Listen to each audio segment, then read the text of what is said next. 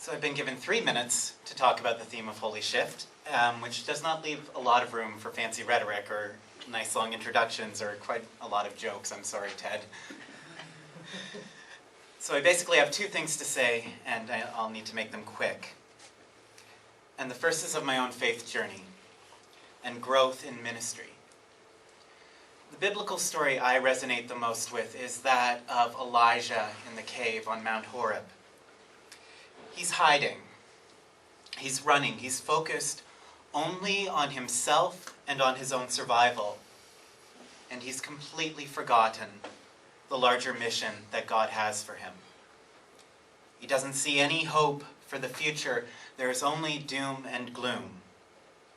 And so in this, the still small voice comes to him and asks him, "What the heck are you doing in a cave? I have things I need you to do."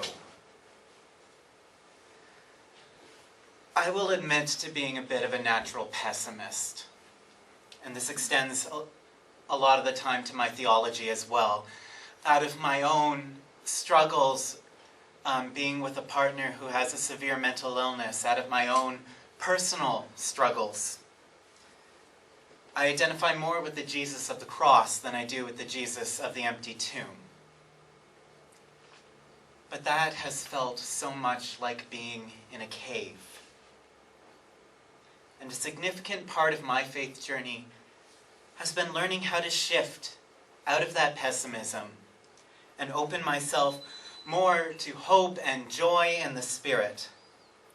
We sometimes talk about the need to be an Easter people, and my learning how to be with people, how to provide pastoral care, how to preach, has been learning how to be an Easter minister, an Easter person, an Easter David.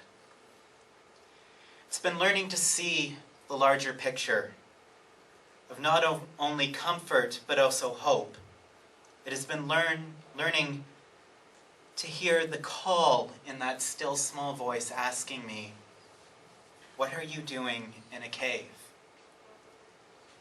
And that has been the holy shift for me, that constant asking, that constant call to the larger picture.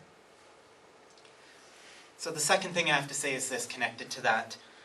We are talking a lot about change in the United Church, how we need to change our structures, how we need to change our theologies or our worships. And I wonder if sometimes all that talk might not be a little like being in a cave, too narrow a vision. If I walk into a church and all I hear is people talking about how the church needs to change or die, if all I hear is the church talking about itself, I don't want to stay in that church.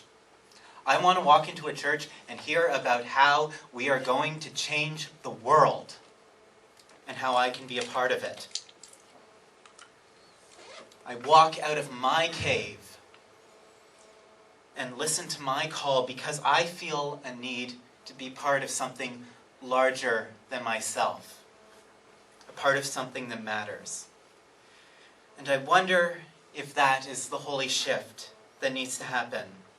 That shift in our thinking is the kind of shift I can get behind, to get out of the cave of cynicism and false realism and embrace the possibilities of hope and joy. Obviously, we still need to talk about finances and such, but change for the sake of survival is just too small a vision. We change ourselves for the sake of changing the world. Thank you.